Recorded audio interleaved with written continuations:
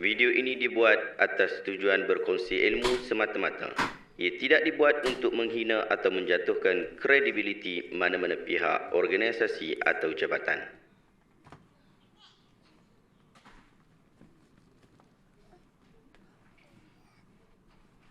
Assalamualaikum warahmatullahi wabarakatuh. Saya Syihabuddin. Terima kasih banyak kerana anda berada di channel YouTube saya dan terima kasih banyak jika anda tertekan butang subscribe. Kalau belum tekan butang berkenaan, tekan butang itu sekarang. Jika ada video-video yang bermanfaat, insya-Allah akan ada di feed YouTube anda. Baru-baru ni terdapat satu video yang ramai sangat orang minta untuk saya berikan reaction, iaitu berkaitan tentang silsilah emas ke-38 baginda Agung Rasulullah SAW. Dikatakan bahawa ada seorang lelaki daripada cicit Nabi SAW telah datang ke negara Malaysia ini dan telah menjadi berita yang begitu gempar di negara kita. Jom kita tengok video berkenaan sekarang. Warahmatullahi wabarakatuh. Alhamdulillah, Allahumma salli ala sayyidina Muhammad wa ala sayyidina Muhammad. Alhamdulillah. Ini video lama ni. Dah 8. Bertanya, ramai yang bertanya. 2 bulan lepas Rasulullah ni ada lagi.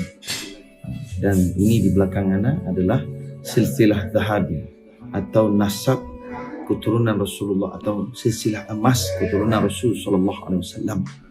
Nah, dan di bawah sekali adalah namanya Muhammad Al-Amin.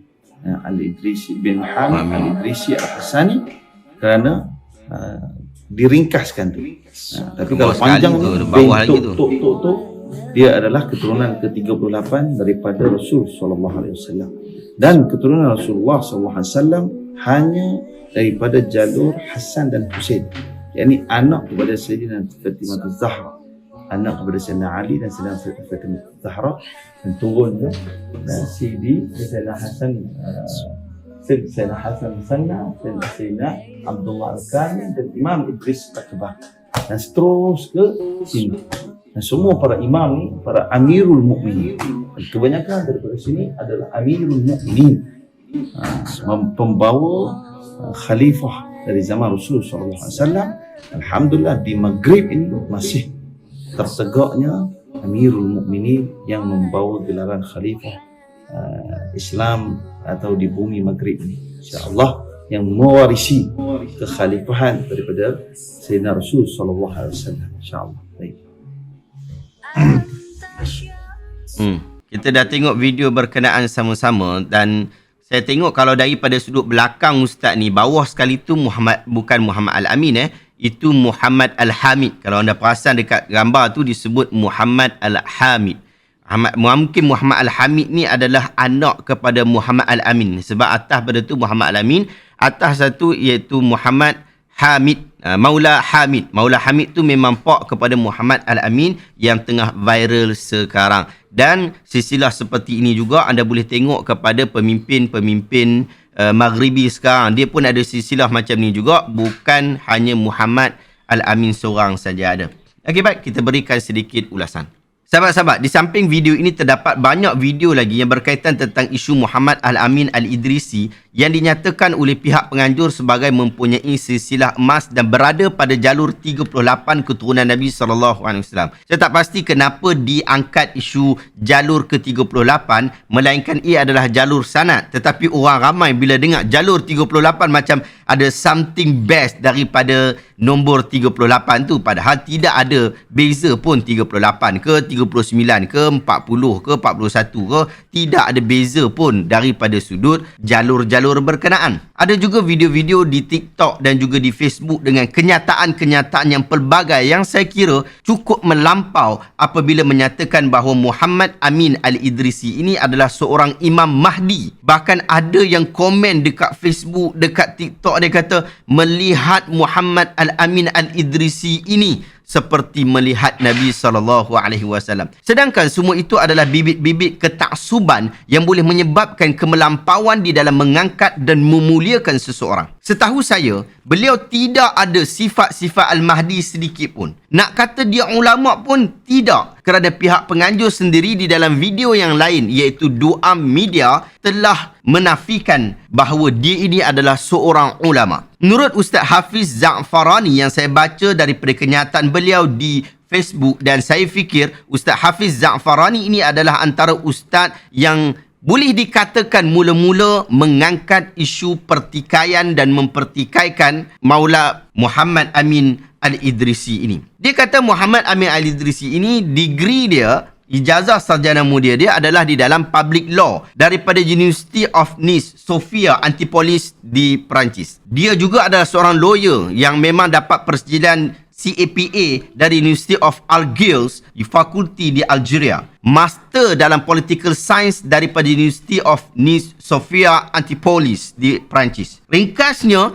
tiada pengajian agama Islam yang formal yang beliau belajar. Jadi apa sebab kita nak angkat dia lebih daripada orang lain? Dia bukan alim ulama, dia bukan cendekiawan. Di tanah Arab ada keturunan Nabi yang paling kukuh dan jelas, iaitu keturunan Raja Jordan. Mereka adalah dari Hashimiyah yang mempunyai jalur yang lebih padu. Kenapa tak angkat mereka saja berbanding Muhammad Amin ini? Jika bukan kerana isu ilmu dan ulama. Di tanah Melayu ini terdapat ramai zuriat Nabi SAW, raja-raja Melayu, sultan-sultan Melayu, mufti-mufti, ustaz-ustaz, orang kebanyakan, ramai daripada kalangan mereka adalah daripada keturunan zuriat Nabi SAW.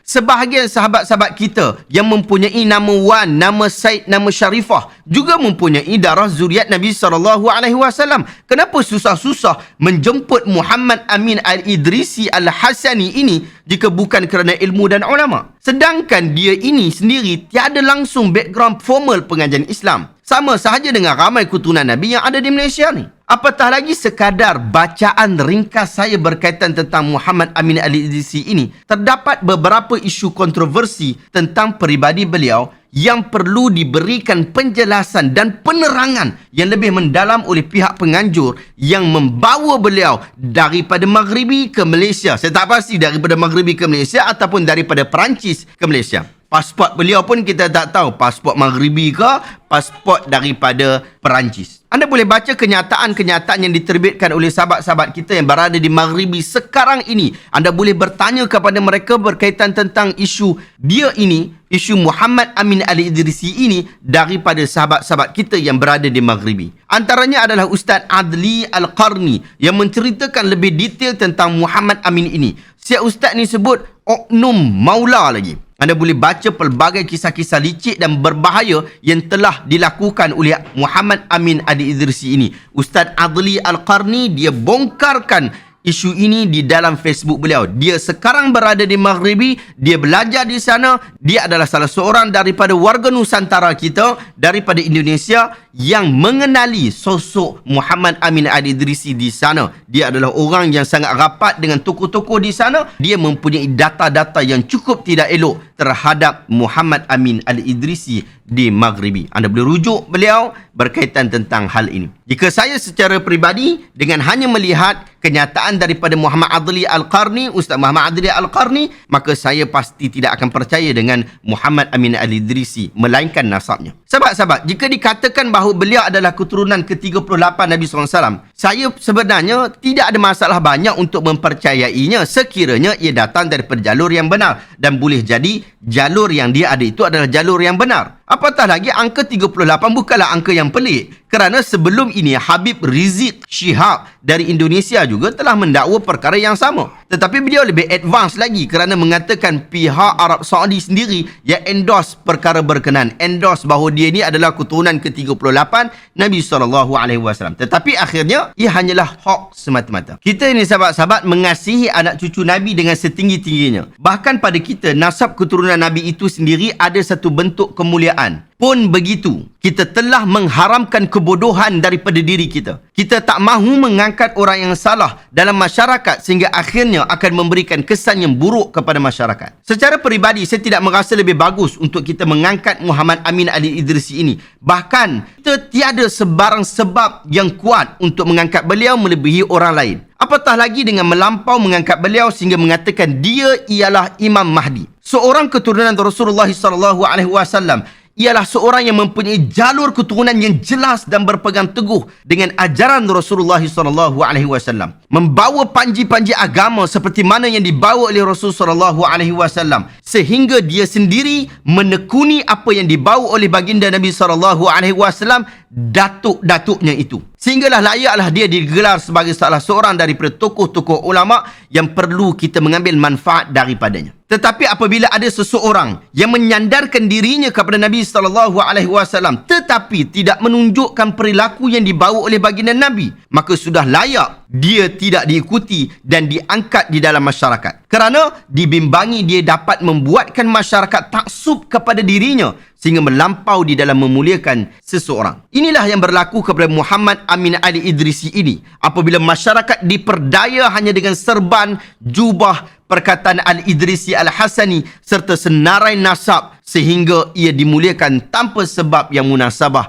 yang lain. Ini hanya akan menjadikan umat tidak pandai di dalam menilai tetapi hanya mengikut tanpa alasan. Sahabat-sahabat, kehidupan Nabi SAW sangat penting untuk diangkat pada bulan Rabiul Awal ini. Apatah lagi ia adalah bulan kelahiran Rasulullah SAW dan bulan kewafatan baginda. Nabi SAW tidak pernah meninggalkan anak keturunan baginda untuk menjadi barang-barang pameran yang hanya dihiasi jubah, serban, ridak dan seumpama dengannya. Akan tetapi baginda Nabi telah meninggalkan legasi Al-Quran dan As-Sunnah yang cukup jelas dan terang, yang dibawa dengan titisan peluh dan darah. Perjuangan dan pembelaan yang tidak ada henti-henti terhadap perjuangan mengangkat agama Allah. Kisah kehidupan baginda Nabi daripada awal kelahirannya sehingga baginda dilantik sebagai Rasul pada 10 Ogos 610 Masihi cukup menginspirasikan. Perjalanan yang tidak ada henti, tidak ada kesal dan tidak ada penyesalan. Perjalanan hidup seorang pejuang yang bermati-matian membela agama tercinta. Kisah hidup ini tidak boleh dibiarkan begitu saja. Ia perlu dibaca dan dihayati dalam kehidupan setiap orang yang beriman, sama ada kamu zuriat Rasulullah atau zuriat Raja Siam. Untuk mengetahui dan mengenali Rasulullah SAW dengan lebih mendalam, tidak boleh tidak kita hendaklah membaca buku-buku berkaitan tentang baginda Nabi. Di sebelah saya ini ada buku Sirah Nabi Ar-Rahiq Al-Makhtum yang ditulis oleh Syekh Safiur Rahman Al-Mubarakpuri. Buku yang mengisahkan kehidupan Nabi SAW daripada sebelum baginda dilahirkan sehingga baginda meninggal dunia. Ini adalah edisi kemas kini terakhir sebelum penulisnya meninggal dunia. Banyak fakta-fakta sejarah yang tidak pernah kita tahu tentang baginda Nabi, yang kita kasih, yang kita sayang, yang kita kata laukana bainana Rasulullah SAW. Banyak kisah-kisah perjuangan yang tidak pernah terungkap di dalam ceramah-ceramah dan kuliah-kuliah telah direkodkan di dalam buku ini. Anda dapatkan buku ini, ambil manfaat daripada buku ini,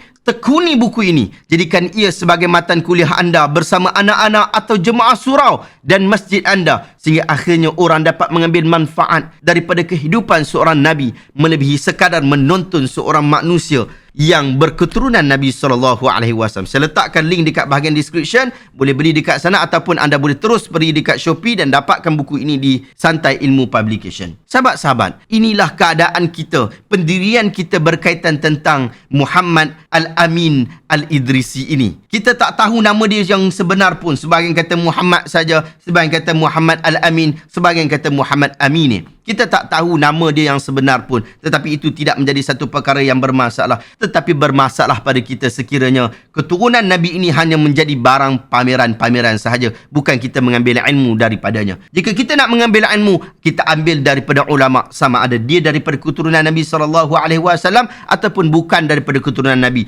Jika nak jadikan keturunan Nabi sebagai satu bahan yang bagus untuk menjadi matan di dalam program-program maulid kita pada hari ini, boleh, tidak menjadi masalah. Ambillah keturunan Nabi SAW daripada kalangan ulama. Kita tidak kekurangan orang-orang seperti itu. Ramai daripada kalangan mereka itu adalah daripada kalangan rakyat Malaysia juga. Ambillah ustaz-ustaz kita yang dia ada daripada Alawiyin, daripada Ahlul Bait Nabi SAW. Belakang gelaran mereka Ba'lawi lah, Alawi lah, yang mana mereka ini daripada keturunan Nabi SAW, daripada Ahlul Bait Nabi SAW, dan mereka itu daripada kalangan ulama-ulama. Jangan ambil orang awam, jangan ambil orang yang tidak ada ilmu. Wallahu ta'ala alam. Adakah anda dapat sesuatu ilmu yang bermanfaat pada hari ini? Jika anda rasa video hari ini bermanfaat, tekan butang share. Semoga orang lain juga mendapat manfaat yang sama. Terima kasih banyak. Assalamualaikum warahmatullahi wabarakatuh.